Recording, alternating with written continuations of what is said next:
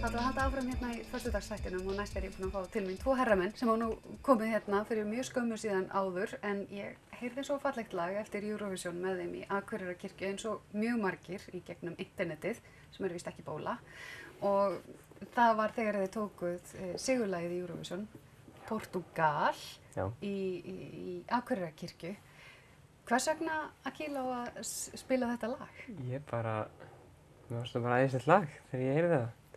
Og við vorum bara mjög heppnir síðan að það hafi unnið af því að ég var búinn að læra áður og við ætluðum alltaf að taka það. Við vorum ekkert búin að plana að það myndi vinna. Já. Það var bara svona tilviljun. Ok, og hvað var það við þetta lag sem þú varst að fíla svona mikið? Ég veit það ekki, þetta var bara eitthvað svo svona ó-Eurovisionlegt og bara fallegt lag. En hvað með, þú veist, talarðu portúgölsku? Nei, ég kann ekki neitt í portúgölsku. Ég skrifaði þetta bara niður með íslenskum stöfum. Já, bara slúmdía algæn. Já. En það dugar? Já. Já. Og ég sé að þú ert í AC/DC-ból, sem að tónar vel við þetta lag náttúrulega. Ertu með svona breiðan tónlistarsmekk? Já, ég hlusta reyndar ekkert á AC/DC en ég samt. Bólurinn töff? Já, bara. En kom þér eitthvað óvart hvað þetta deildist mikið á netinu eftir að... Já, það kom mér mjög óvart, sko. Ég bjóst ekki við því. Nei, nákvæmlega. Og þú haldið líka þá upp á Portúgal eða hvað? Já, þetta svona fjölskyldustemmingin hjá okkur. Það var ykkar lag? Algjörlega. Og hvað það við það sem gerir það svona heillandi? Sko, flutningurinn náttúrulega, til að byrja með var flutningurinn sem við heyrðum sem að heillaði menn, en þetta bara óslega vel samið lag. Við erum bara búin að stúdera, þetta er svona smá rætur í jazzinu, sko, og þetta er svona smá lærð tónsmíð, maður heyrir það alveg, sko, sem lagið hefur alveg stúderað svolítið, sko. Það er bara alveg rosalega djúsi og fallegi hljómar í því og laglínan er rosalega fallega uppbyggð. Svona einkenni sem stökk niður á djúpu tónuna. Ég skal ekki vera mjög fræðilegur. Nei, en samt. En já, og svo bara allt atriðið var náttúrulega svo einlægt og fallegt. Þetta er rosa breytt tónsvið eins og í rauninni þú ert að nefna. Upp á hæstu tónana og niður á lægstu. Var þetta ekkert challenge að prófa þetta? Nei, þetta var ekkert... Bara easy peasy? Já, bara. En hvað með bara Eurovision almennt? Ertu Eurovision aðdáandi? Nei, ekki mikið, sko. Það er alltaf svona eitt og eitt lag sem ég fíla en það er þá alltaf eitthvað sem er svona mjög ótípist Eurovision lag. En nú talaði söngvarinn hann, eða við heyrðum það örugglega í Gísla Marteini, hann sagði, þú veist, hann flytur aldrei lagið eins. Nei, hann svona improvisar alltaf svona eftir í bara hvernig hann líður held ég bara. En þú ert búin að vera að syngja þetta aðeins núna í nokkra daga, gerir þetta alltaf eins? Nei, ég ger alltaf eitthvað öðruvísi. Já.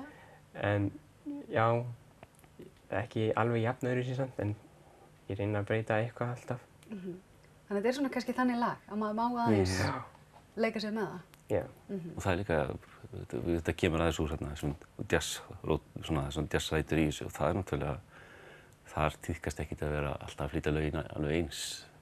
Það er alltaf stutt í spunan og ég held að það sé líka það sem að heillar svo breiðan hóp fólks við þetta lag er líka því að þessi mismunandi flutningur hans því að maður verður pínulegir eins og eitt af Norðurlöndunum sem að ég fylgdist með sænsku undankeppninni og heillaðist mjög að laginu þeirra, sko.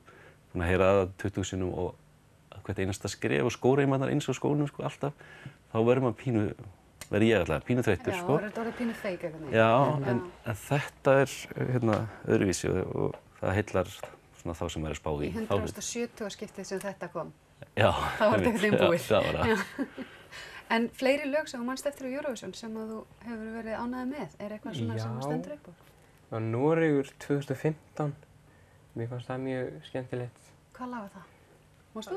Það heitir Monster Like Me, minnir mig. Já. Og það á líka svona rólegt og mjög svona ótípist einhvern veginn. Ert þú svona ballöðustrákur? Já. Svolítið? Já. Já. Er þetta rómantíkin í? Þetta er rómantískt lag, sko? Heyrðu, nú ætla ég að bæta fyrir að vita þegar þú varst að gera grín af mömmu þinni og hún var alltaf hvert þegar þú verið að syngja og að vera háa. Það rómantíkin kemur frá mömmunnar, sko. Mömmu hans. Er mamma einn svona rómantísk líka? Já, hann allavega staðfestir það. Hvað þú að vita það? En við vorum að hugsa að fá þig til þess að taka lagið aftur hérna inni og ljúka föstudagsþættinum inn í helgina á þessum ljúfu nótum. Er þetta ekki bara klár í slaginn? Ég fæ mér bara sæti og sjálfsögðu bara kveð héðan úr föstudagsþættinum og óska öllum bara innilegar helgar, rómantískrar vonandi. Já.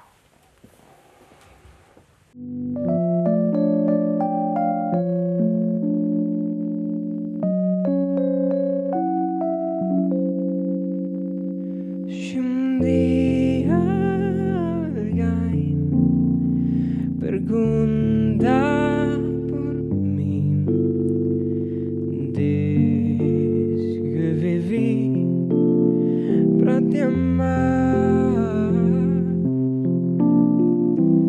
Antes de ti só existi, cansado e sem nada pra dar.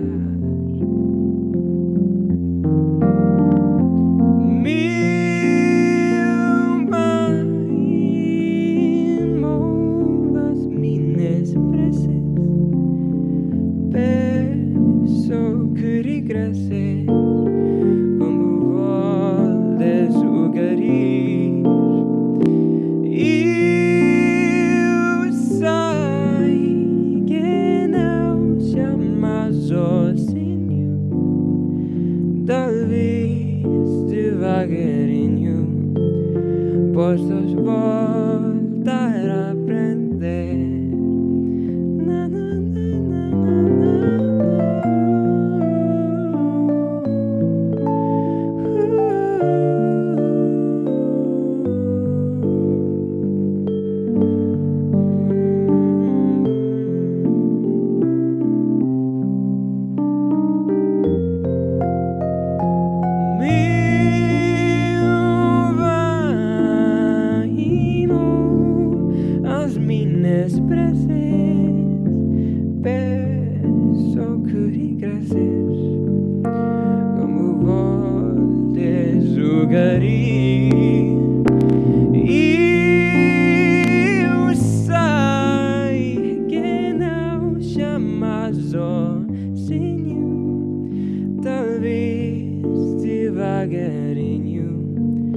Possas voltar a aprender.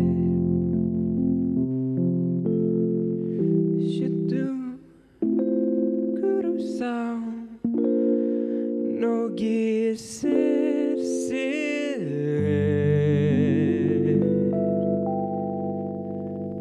não sentir paixão, não quiser sofrer.